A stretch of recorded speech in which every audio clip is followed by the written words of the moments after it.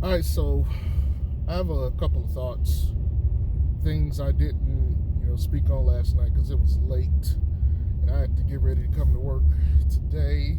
And that's the one thing about this West Coast trip that's pissed me off is all of our games have been late, and it has. It's hard on me because like I got to be up at like 4 or 5 o'clock in the morning, and so when you doing videos and shit and trying to upload stuff at like midnight and whatnot, it's kind of like, damn, when do you actually get time to sleep? So I'll be glad when this shit is over with. But let's discuss some things. First of all, I went and did a look at some stats of the BBC. No, I'm not talking about Big Black Cock.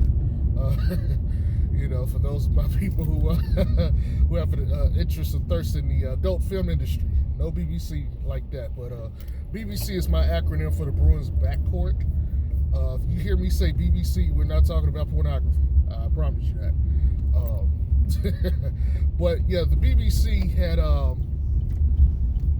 they're both shooting over 40% from three. Zoe is at 45 and Zach is at 40.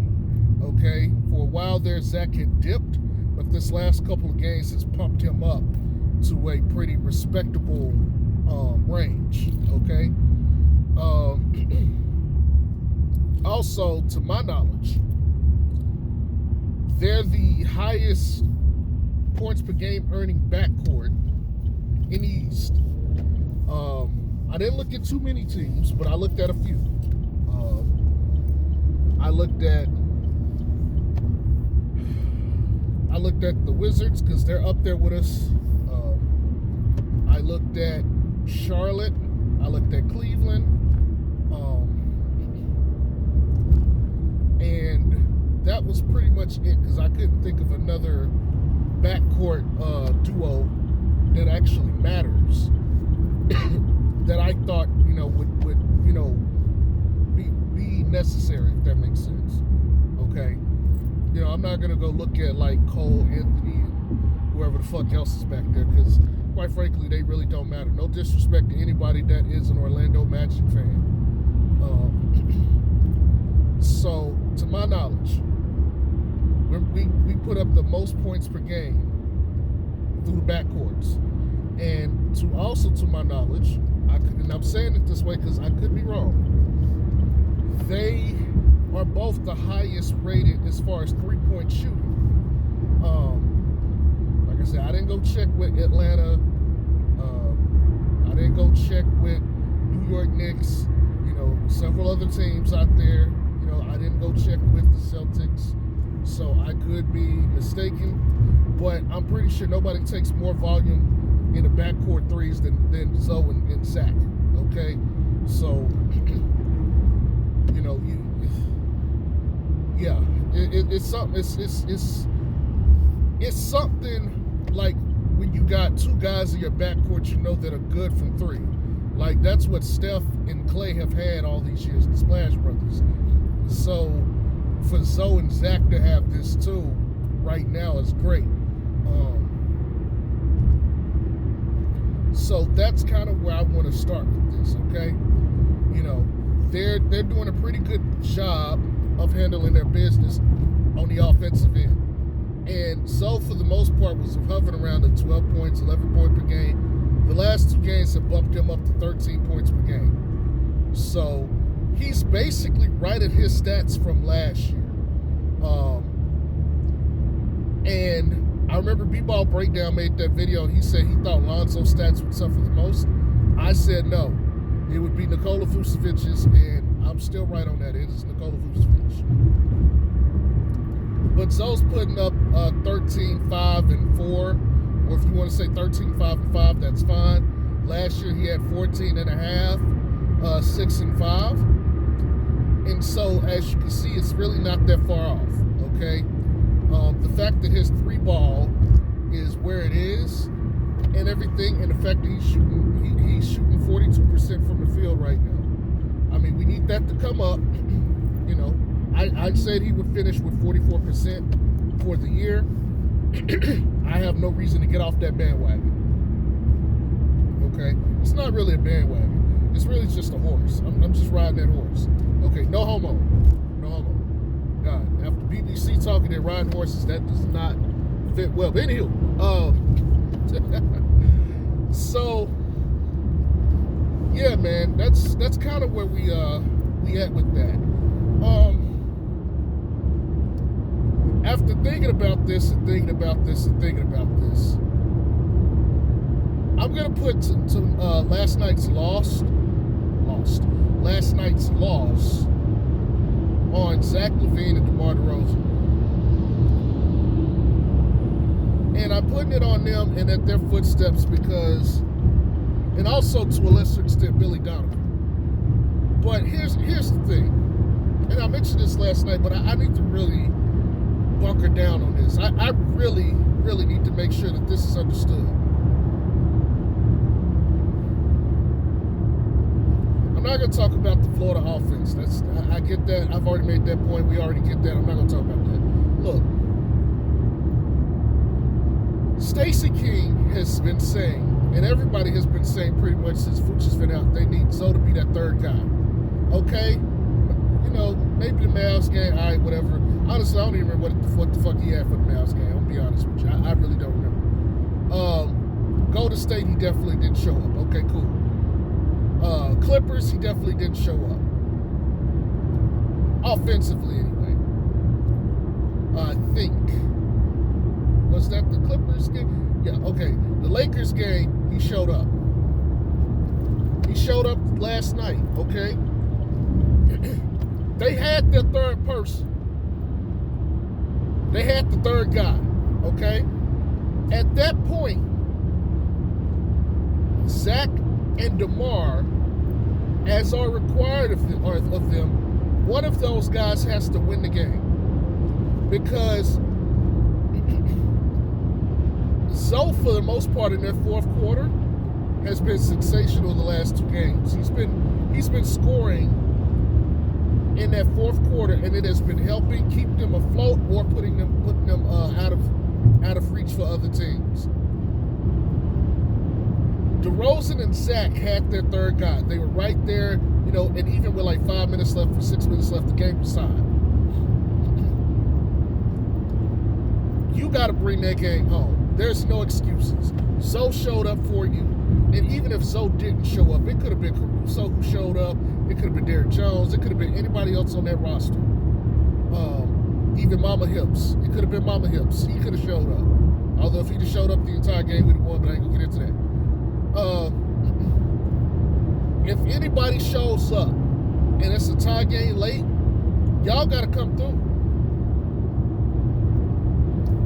Y'all got to come through, man. Because now your job is to score. And I want to make sure this is crystal clear. They are not paying DeMar DeRozan $28 million a year to sit back and not put the ball in the hole. He has but one single-minded purpose and objective: score the fucking basketball. He got to find a way to get it in there. Zach LaVine, same thing. You got to find a way to get it in there. And he had two good cracks at it late in the game. He had two good cracks at it, but that last shot he took, he was wide the fuck open. He should have nailed it, at the very least to get us into overtime.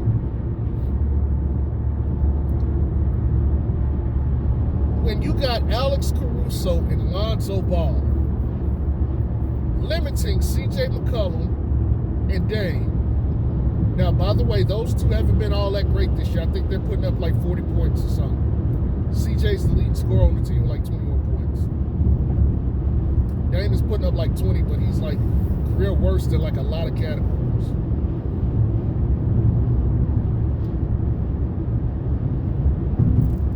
But they limited Dame and CJ to 31 points. He had 22, CJ had 9. They limited that backcourt to 31 points on pathetic shooting numbers. they did their job. They did exactly what they were supposed to do. They both showed up and they did their job. They clamped. They did exactly what the fuck they were supposed to do. There's no excuses. If Dame had broke out and had like a 40-point game, different story. Completely different story. But that's not what happened. You had the best defensive backcourt you could have with Caruso, and they did what they were supposed to do. Though at those wings of ours, they're supposed to come in and close that game out. Dame is not supposed to close us out, which leads me to the next issue. And this is something I've mentioned before the season started. You are not going to win games against other superstar level players with DeMar DeRozan and Zach LaVine. Zach LaVine would have to take another jump. I don't think he's got another jump in him. I think he's plateaued offensively. Now, that does not mean that he's not good. I just don't think there's another level offensively Zach can get to. To me, he's Drew Brees right now. Drew Brees was my quarterback of the Saints before he retired last year. He squeezed every bit of potential that he could squeeze out of him. I mean, yeah, we want to see him do better on defense and stuff, yada, yada, yada, cool. But he was never the playmaker. He was never the passer. He was never the defensive stalwart. He's a scorer. And at best, to me, he's like the second best on a championship team. He's not the main guy on a championship team. He's the number 2. DeMar DeRozan squeezed everything out of him that he could squeeze. Even got decent at passing. Still tunnel vision though.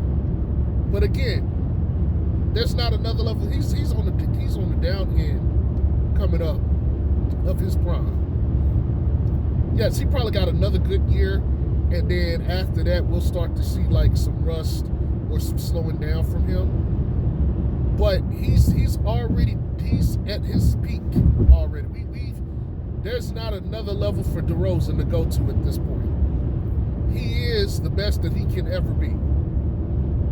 And when we start talking about competition, if you get into a series with one of these other dudes, which one of these guys is supposed to like will you to a win? Because neither one of these two can do it. It's fun when you're playing against guys who are on your level.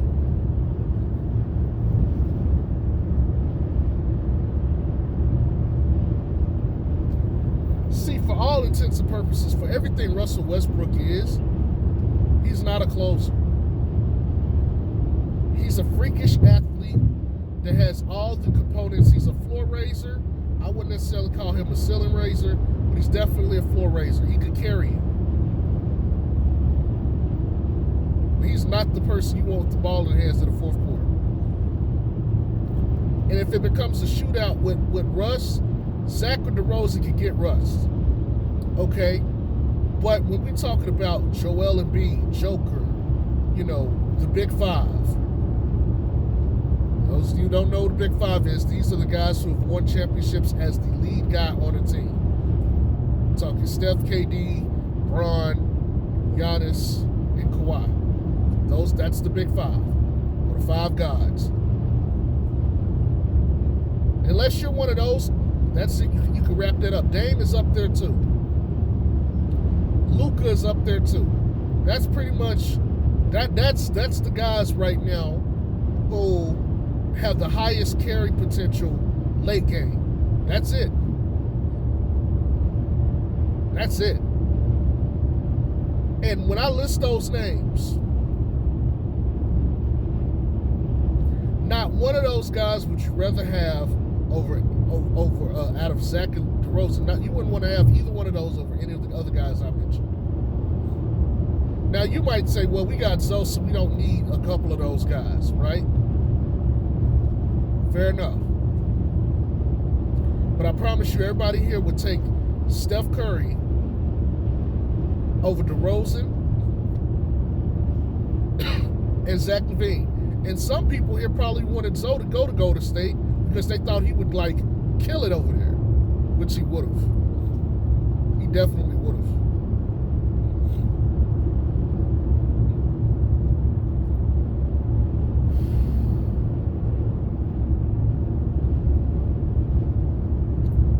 But this is the truth, okay?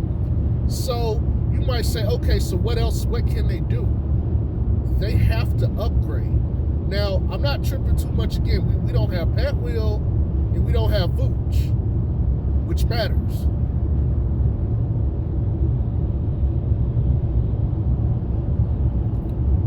But even with those guys, in order to beat these other dudes, you need to have 4 to 5 guys on the court at all times that are a threat. So you're going to have to, like, everybody on the court has to be able to contribute to winning the ball in multiple ways. That is the only way you beat guys like Steph and Dame and LeBron and the others, like for rings and stuff. That's the only way you win in the postseason against those kind of guys. You have to have every guy on your team able to go for broke.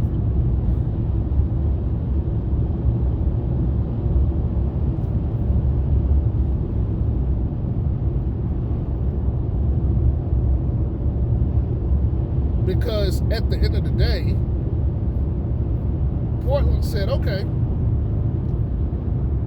you're in a bit of foul trouble. Y'all don't have an answer for Nurkic. Let's alter our rotation just a tad bit.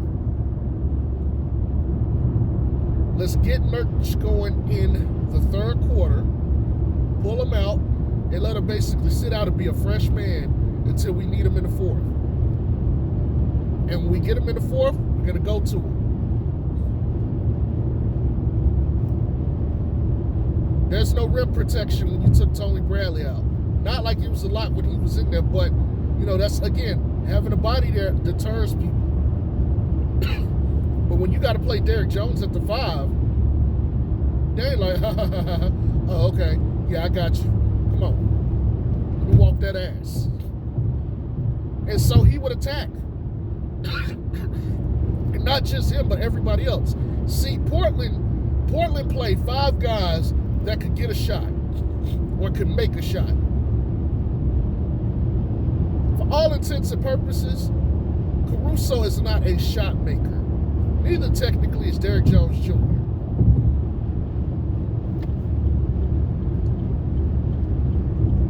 Neither of those guys are shot makers. So it's 5-on-3. Who's going to get a shot? And even if you were to say, okay, the other, like some of the guys from Portland can't get their own shot, that's fine. I don't care. They are shot makers.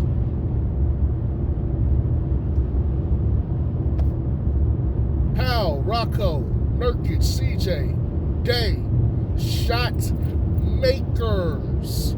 They make shots, so you have to guard all 5. You only have to guard the big 3.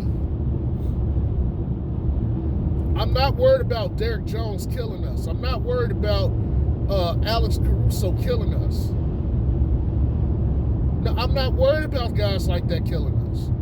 I am worried about Zoe taking threes because he was 3 of 5, and he had already started cooking in the fourth quarter because he was getting downhill. He was getting triple penetration. He was finishing. Those were the guys I'm worried about. Zach LaVine, Lonzo Ball, and DeMar DeRozan. Those 3 right there. I'm not worried about anybody else at all.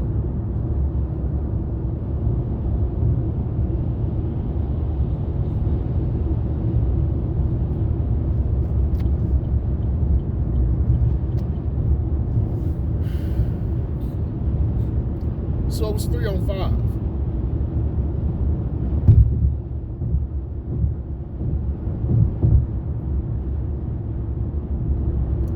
And they had size. And they had Larry Nance give you 16 off the bench.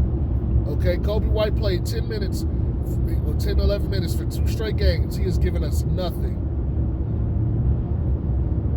Right. He's got to adapt. He's got to get used to his teammates, get used to his role. He's got a lot of stuff that he's got to get comfortable with. But he's not playing a ton of minutes. And the minutes you put him in there, he's not doing enough. He was never a defensive player. He's literally just a scorer. He is Zach LaVine light.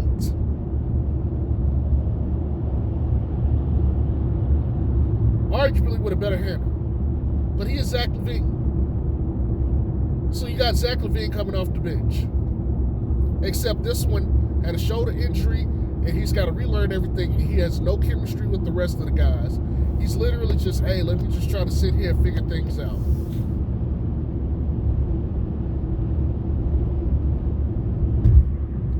It's not good.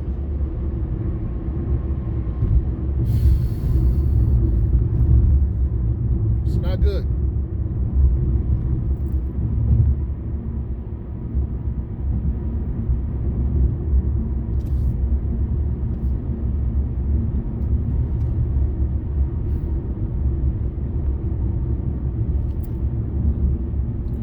And these issues will pop up again. This ain't the end of it. But I'll say this: they went 2-2 so far on this road trip.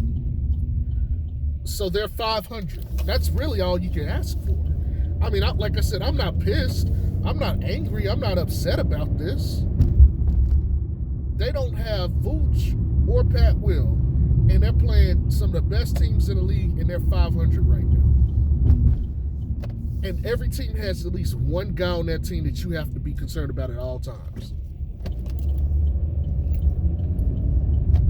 Matter of fact, with the exception of the Clippers, every team they played, they had an MVP winner. Well, the Clippers and Dame. But every team they played has like an MVP candidate or a winner of the MVP. Even when they play tomorrow, when they play Joker, MVP winner just last year. Just last season.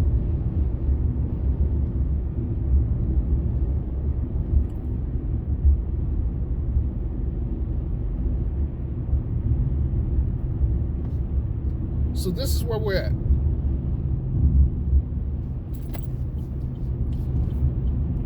So I would implore you guys not to be upset or angry. Shit, I'm not saying that, you should be happy that they lost the game. I mean, of course, you should be like, okay.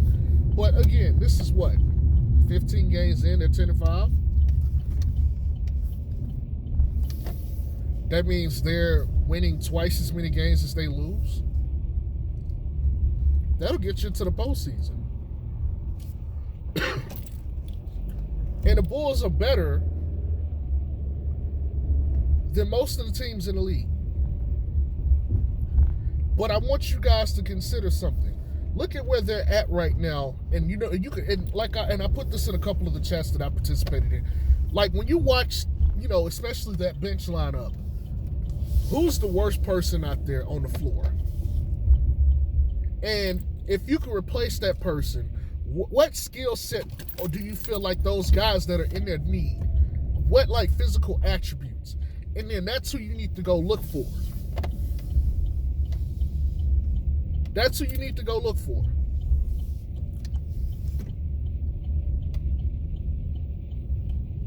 This is very simple stuff, people.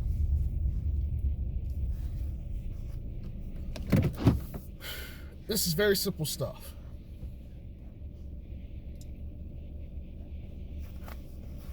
Ten and 5 is great. And I know a lot of people out here like, oh, well, nobody thought they would be 10 and 5. Look, if you didn't think this team was going to be good, I don't know what to tell you. First of all, Lonzo fits with every fucking player on that team by himself. Okay? That's number one. DeRozan and Zach fit with each other because neither one of them wants to be in the same spot the other wants to. I told you guys that before anybody else. Neither one of them want to shoot in the same spaces as the other, so it works out. What you really need is you need a diversified skill set from one of those two.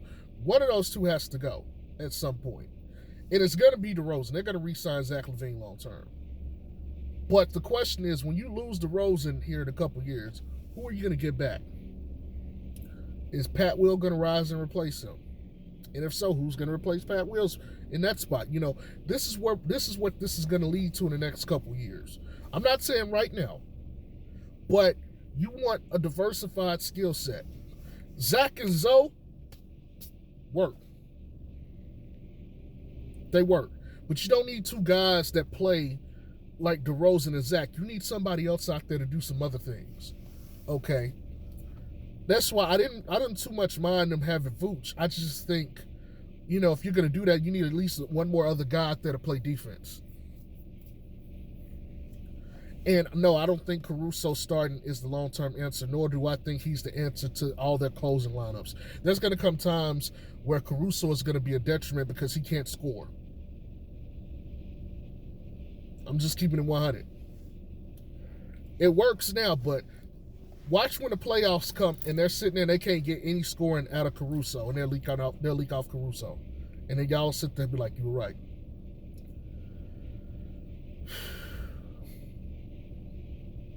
It's a good day today, though. Ain't it's a good day, y'all? It's a good day. Don't let this loss piss you off like that. Y'all have a good one. Peace.